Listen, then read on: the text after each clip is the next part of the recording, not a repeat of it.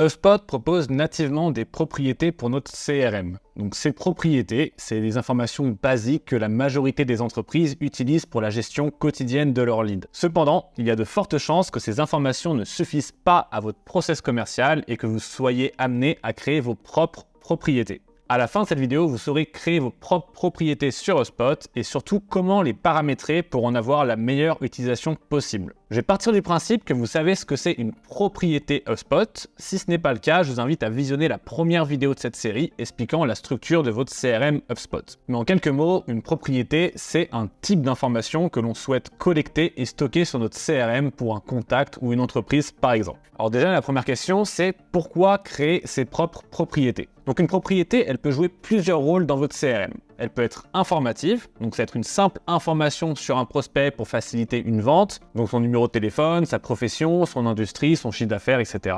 Elle peut être opérationnelle, donc ça va être une étape de validation pour un process interne, donc par exemple des informations décidant de la qualification d'un lead ou non, son pays, son âge, etc. Elle peut être également analytique, donc ça va être une donnée de reporting, donc par exemple le nombre de formulaires soumis, le temps de visite sur un site, sa source d'origine, etc. Mais elle peut également avoir tout un tas d'autres usages que vous aurez décidé au fur et à mesure de la construction de votre portail. Vous l'aurez compris, les propriétés, c'est l'outil principal de l'organisation de votre CRM et de vos opérations. Il faut donc qu'elles s'adaptent parfaitement à votre entreprise. Donc reprenons notre exemple de la première vidéo d'une entreprise qui vend des produits de perte de poids. Notre produit, il va être interdit aux personnes ayant un IMC en dessous de 30, par exemple. Donc il va être capital de pouvoir récupérer l'information IMC de nos leads pour pouvoir les qualifier. Cependant, vous vous en doutez bien, l'IMC, ça va être une information assez niche, spécifique à une industrie. Et donc HubSpot ne nous propose pas nativement la fameuse propriété IMC, il va donc falloir la créer. Et on va voir maintenant ensemble comment créer cette propriété IMC. Petite pause pour vous informer que cette vidéo s'inscrit dans une série de formations gratuites sur comment mettre en place votre portail HubSpot le plus optimisé possible. Cette série de vidéos va être divisée en 7 modules, s'attardant chacun sur un aspect fondamental de la mise en place d'un portail HubSpot.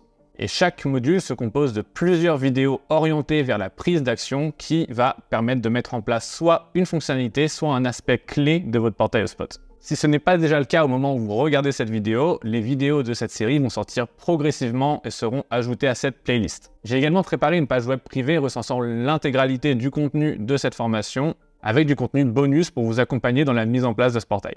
Donc pour bénéficier de cet accès gratuit et être notifié de la sortie de chaque nouveau chapitre, je vous invite à cliquer sur le lien en description de cette vidéo. Donc pour créer notre propriété IMC ou n'importe quelle propriété sur HubSpot, rendez-vous tout là-haut dans Paramètres, dans l'onglet Data Management et Propriétés. Et donc vous arrivez maintenant sur la page de gestion des propriétés avec la liste de toutes les propriétés existantes et la possibilité de créer de nouvelles propriétés. La première question à vous poser est pour quel objet vais-je créer cette propriété? Donc un contact, une entreprise, une transaction, etc.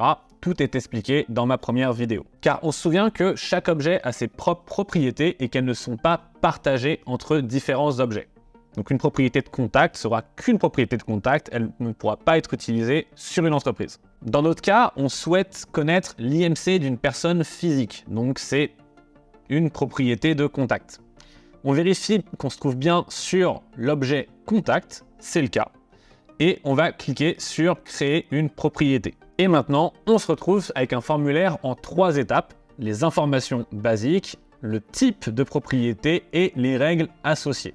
Pour les informations basiques, il nous suffit de vérifier l'objet concerné, donc on est bien sur un objet de contact, choisir un groupe. Donc les groupes, c'est quoi? C'est comme des dossiers de votre ordinateur, ils servent simplement à regrouper vos propriétés pour faciliter leur identification.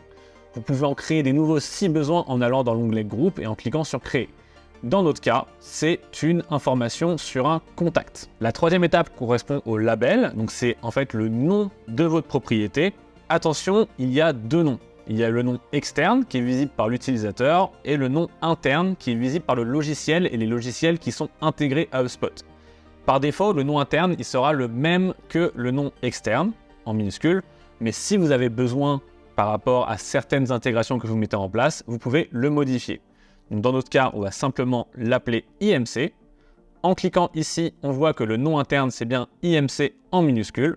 Si on veut le modifier, on clique là-dessus et on peut l'appeler IMC Custom, par exemple, qui correspond, je crois, à la nomenclature de Salesforce. Et la dernière étape, ça va être la description. La description, elle va servir à expliquer le rôle et l'usage de la propriété. Donc ça peut paraître superflu, mais croyez-moi, plus le temps passe, plus les propriétés s'accumulent, et lorsque la gestion d'un portail passe d'une personne à une autre, ces descriptions, elles permettent de sauver un temps fou, car elles donnent une explication claire et nette de à quoi sert cette propriété en particulier. Donc pour avoir une description efficace, il faut répondre à la question « À quoi va me servir cette information ? Comment je vais la récupérer ? Et comment je compte la manipuler ?» Dans notre cas, on veut que cette propriété nous permette de diviser nos contacts en deux parties. Ceux qui ont une valeur inférieure à 30 et ceux qui ont une valeur supérieure ou égale à 30. Donc on compte récupérer cette valeur sur un formulaire et la manipuler avec un plus petit que et plus grand que. Donc il nous reste simplement à écrire une description qui correspond à ce qu'on vient de dire. Maintenant que c'est fait, on peut cliquer sur suivant et on arrive sur le type de champ et c'est l'étape la plus importante du processus de création de propriétés. Donc un type c'est quoi? Ça va être la manière dont on stocke la donnée sur HubSpot.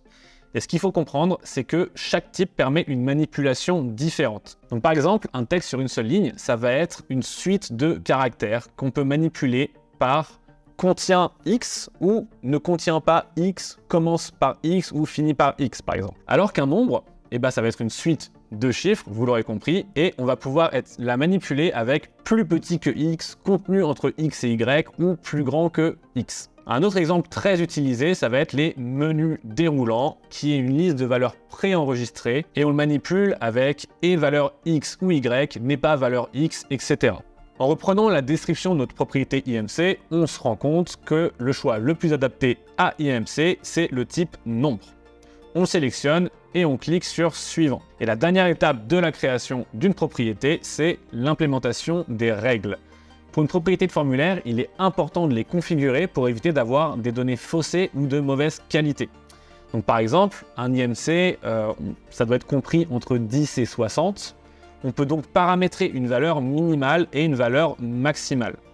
Donc set minimum value limit, on va dire 10, et maximum value limit 60. Donc pourquoi faire ça? Ça veut dire que quand un visiteur va vouloir remplir le formulaire, s'il met une valeur qui n'est pas comprise entre 10 et 60, donc potentiellement qu'il n'a pas compris qu'on voulait récupérer son IMC ou qu'il n'a pas rempli correctement son IMC, le formulaire va le bloquer dans sa soumission et il va devoir revoir ce champ pour pouvoir donner une valeur qui est normale. Une fois que c'est fait, on peut cliquer sur créer et voilà, on a créé notre première propriété IMC que l'on peut retrouver en cliquant ici.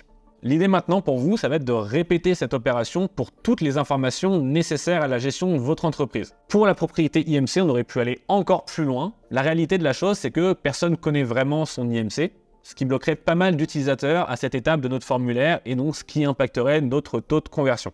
À la place, on aurait pu créer 3 propriétés. Une propriété de taille, nombre, une propriété de poids, nombre, et la propriété IMC, qui serait une propriété de type calcul. Comment ça fonctionnerait? On demanderait sur notre formulaire les 2 premiers et on utiliserait le calcul de la propriété IMC pour automatiquement générer la bonne valeur basée sur la formule de l'IMC. Si ça vous intéresse, je peux faire une vidéo dédiée aux propriétés de calcul pour rentrer en détail sur ce sujet. Et avant de vous laisser, je voudrais vous montrer l'importance, encore une fois, du choix du type de propriété avec l'exemple d'une propriété native de HubSpot, Country Region. Donc quand on tape Country, on se rend compte que HubSpot a créé une propriété native qui s'appelle Country Region et qui est censée récupérer le pays d'un lead. Qu'est-ce qu'on remarque sur cette propriété? On remarque que c'est une propriété Single Line Text, donc texte sur une seule ligne. Le problème avec cette propriété, c'est que quand on va la mettre sur un formulaire, par exemple, dites-nous de quel pays vous êtes, comme c'est une propriété single line text, les leads vont pouvoir remplir un peu ce qu'ils veulent.